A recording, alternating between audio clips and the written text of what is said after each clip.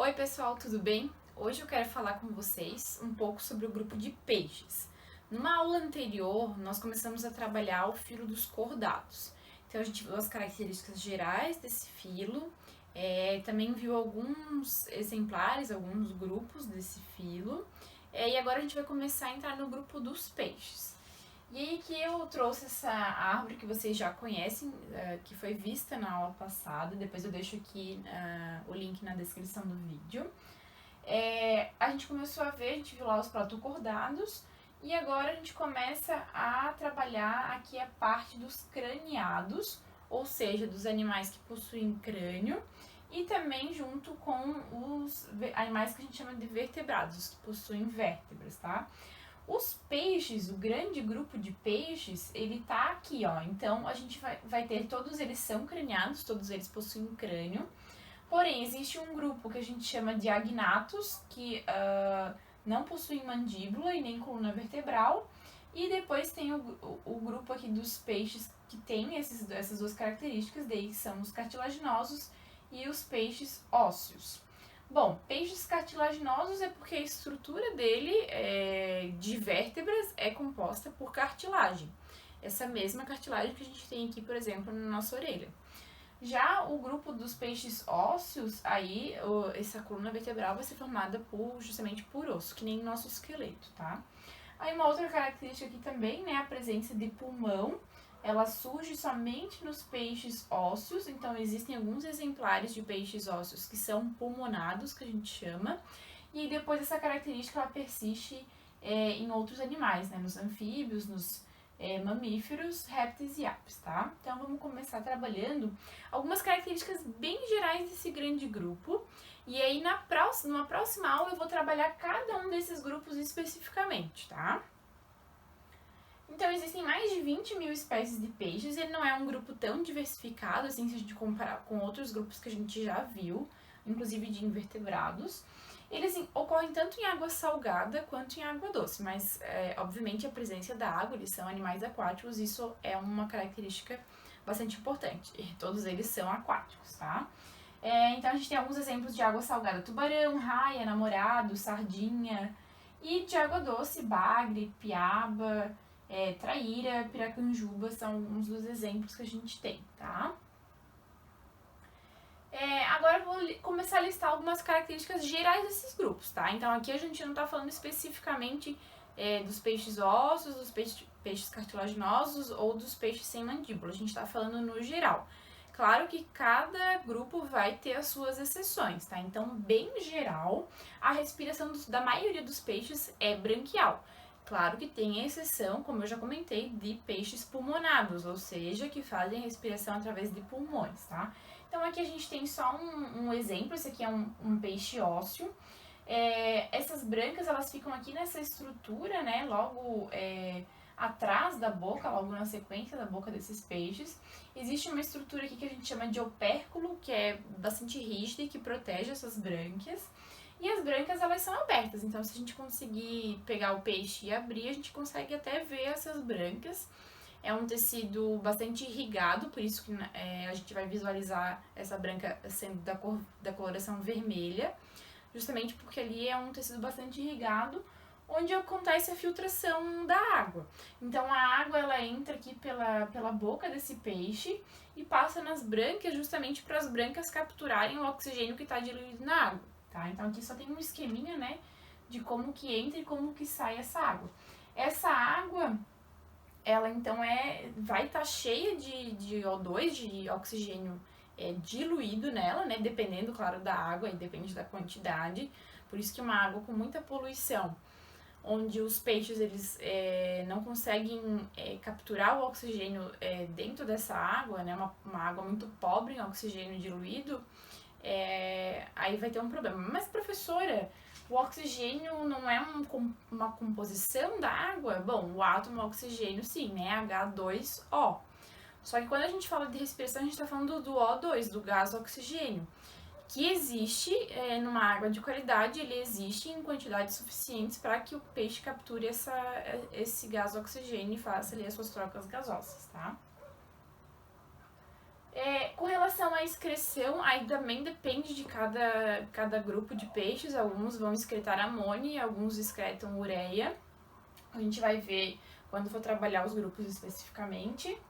O sistema digestório ele é completo, ou seja, vai ter uma boca, vai ter um ânus, a comida vai entrar e vai sair desse organismo, todo por um sistema fechadinho, tá? Então aqui ele tem a cavidade bucal, tem uma faringe, um esôfago, um estômago, um intestino e na sequência tem um ânus onde vai sair essas excretas. Uma característica bastante importante também dos peixes é a linha lateral. Então é uma linha bem sutil, aqui tá um pontilhado branco só para mostrar, tá? Mas ela é bem sutil, mas ela até em alguns peixes, dependendo da coloração, a gente consegue observar. Essa linha ela tá dos dois lados, então tá desse lado e tá do outro lado também do peixe. E ela faz uma parte sensorial. Então, um peixe ele vai conseguir sentir sensações de vibração da água através dessa linha. Por isso que quando a gente toca na água, logo o peixe ele se escapa, porque essa linha lateral faz essa parte de percepção do movimento da água. Os peixes possuem um coração mais simples dos vertebrados, tá? Então eles vão possuir um coração com somente 2 cavidades. Diferente da nossa tem 4 cavidades. A gente tem 2 átrios e 2 ventrículos. O peixe só vai ter um átrio e um ventrículo. E por conta de ser bastante simples, por esse coração só passa o sangue que a gente chama de venoso.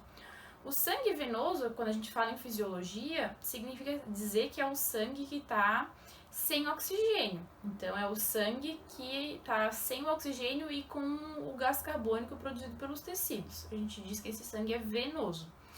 Então, pelo coração só passa sangue venoso. Aqui a gente tem um esqueminho da circulação, mais ou menos, né, da circulação sanguínea dos peixes. Então, a gente tem um coração com 2 cavidades aqui, um ventrículo e um átrio. E aqui só passa o sangue venoso. O sangue venoso, nos livros didáticos, ele sempre é representado com a coloração azul. Já o sangue arterial, que é o sangue rico em oxigênio, é representado com a cor vermelha. Então aqui, por esse sangue, ele passa aqui, então ele tem a função somente de bombear, tá? Não vai passar por ali um sangue arterial, ele só bombeia o sangue venoso. Esse sistema circulatório a gente diz que é simples por passar só uma vez pelo coração. Quando a gente for trabalhar corações mais complexos, eu vou mostrar para vocês que o sangue ele passa 2 vezes pelo coração, por exemplo, no nosso caso.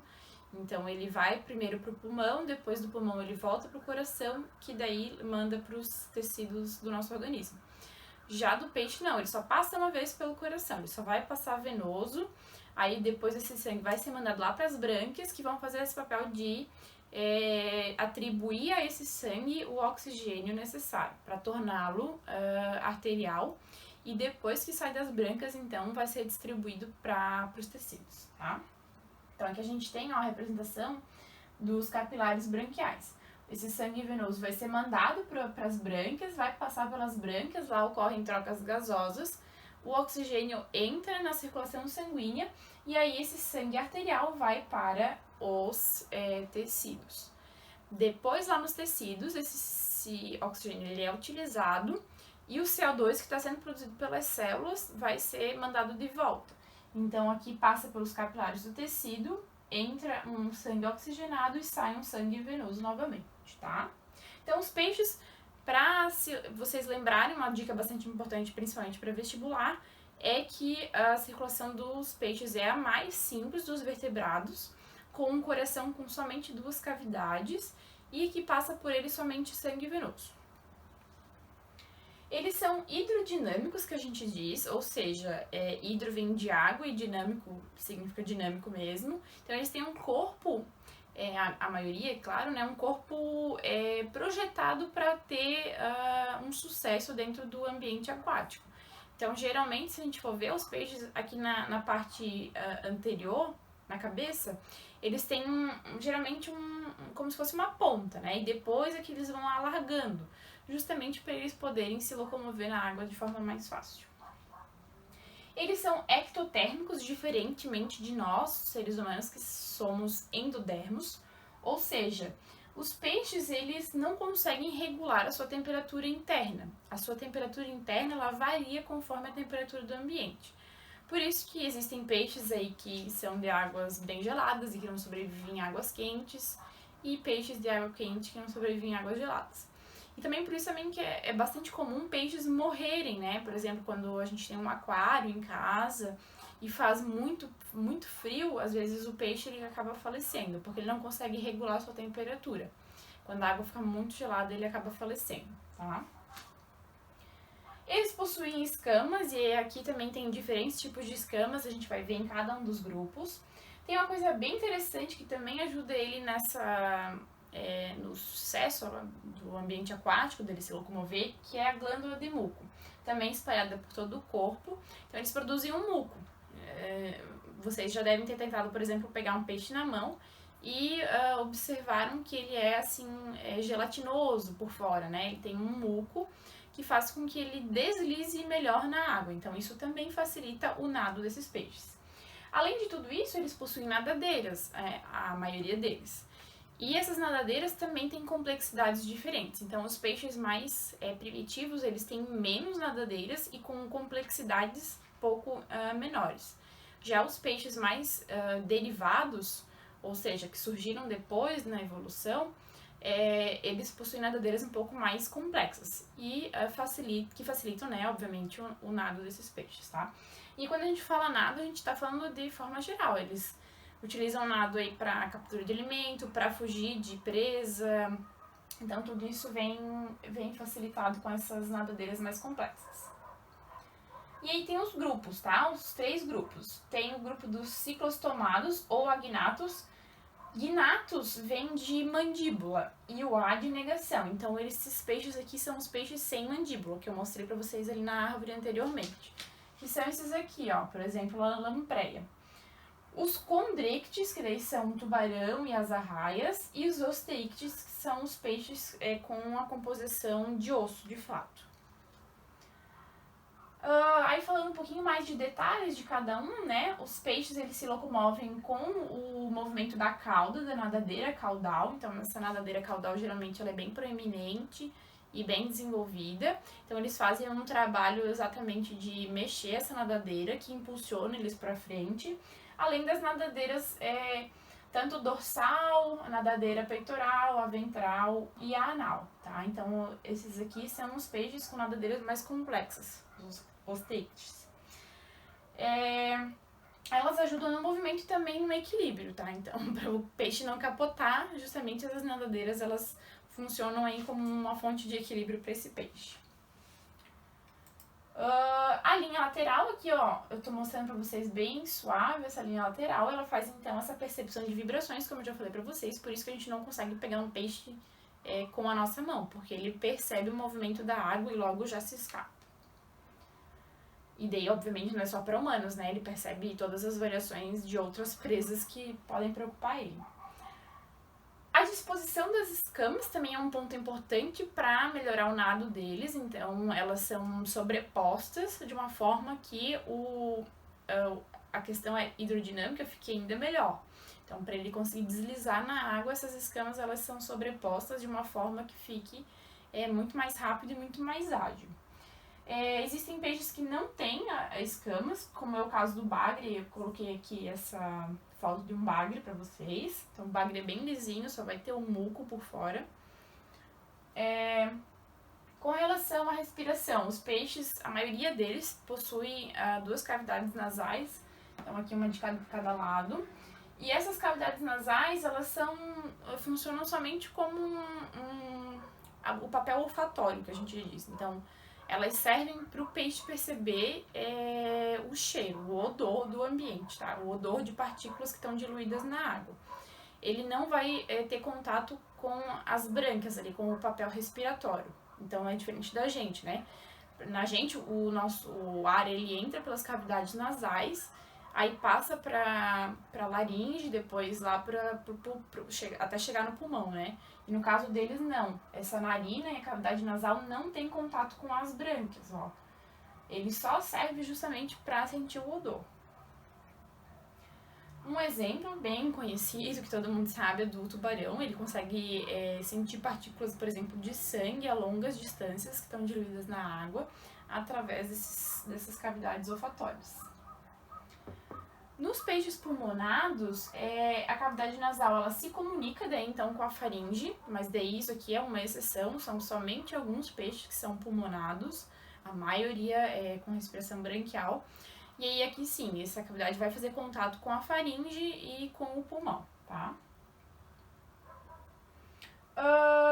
Com relação às brânquias, então a maioria deles respira por brânquias e não possui o pulmão. Em alguns peixes, como nos osteíctides, as brâncas elas vão estar protegidas por uma estrutura que eu já falei para vocês, que é o opérculo. A gente consegue abrir aqui o opérculo e visualizar as brânquias. Aqui também, nesse, ó, o opérculo levantado e as brâncas aqui aparentes. Então, na verdade, a brânquia ela fica escondida, tá? Ela não vai conseguir ficar exposta pra gente ver, só se a gente levantar esse opérculo.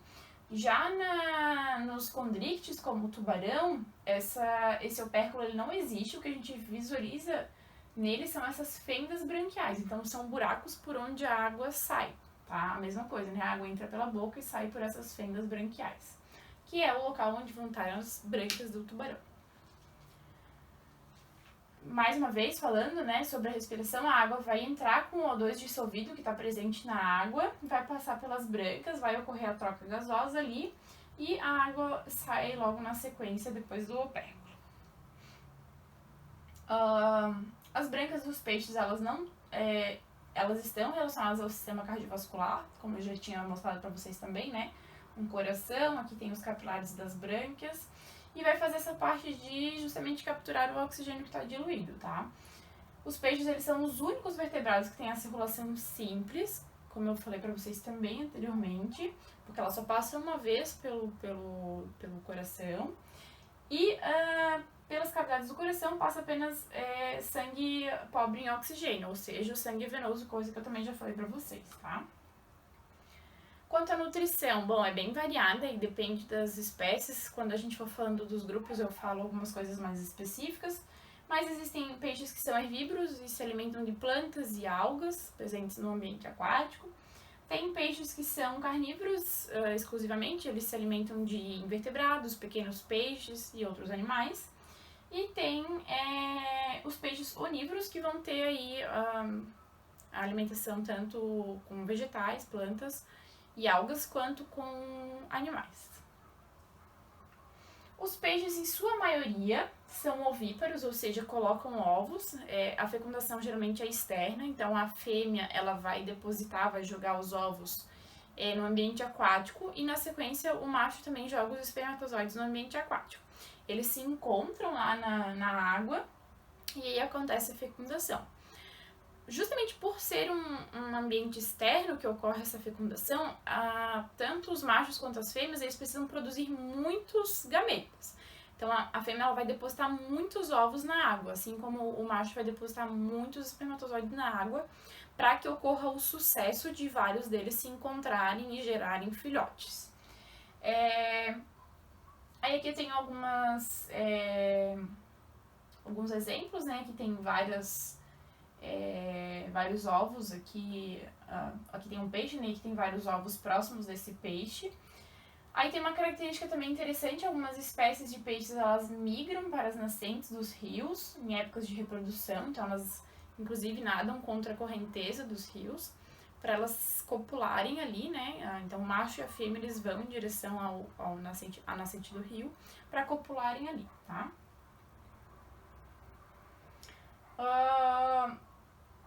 Só aqui para trazer exemplo, né? Então, isso aqui é bem encontrado nas praias, principalmente. Isso aqui é um ovo de arraia. Aqui tem ovos de peixes, conhecidas como caviar, é uma iguaria, inclusive, né? Bastante consumida pelos humanos. E aí também tem algumas exceções. Alguns peixes, eles são vivíparos, ou seja, eles não produzem ovos. O bebê, ele se desenvolve dentro do organismo materno e na hora de sair ele já sai pronto para a vida, ele já sai completo. Então, algumas espécies de tubarão, por exemplo, tá? E aí, alguns dos machos, eles têm uma estrutura pélvica que fica bem abaixo, assim, no ventre dele, que é justamente para copular, que é chamado de clasper. Então aqui a gente tem, ó, aqui tem uma fêmea, aqui tem um macho com esse clasper. É uma estrutura que ele vai utilizar justamente para se fixar na fêmea e conseguir depositar os espermatozoides dentro da fêmea. Aí aqui tem um exemplo de um pescador que pegou um tubarão fêmea grávida, e aí os filhotinhos de tubarão aqui saindo da barriga, na realidade ele tá, né, tirando os filhotes de tubarão. E por hoje é isso, pessoal. Qualquer dúvida, podem escrever comentários aqui ou me chamar lá no chat. E na próxima aula a gente vê os grupos, então cada um dos grupos de peixes com detalhes, tá? Até a próxima!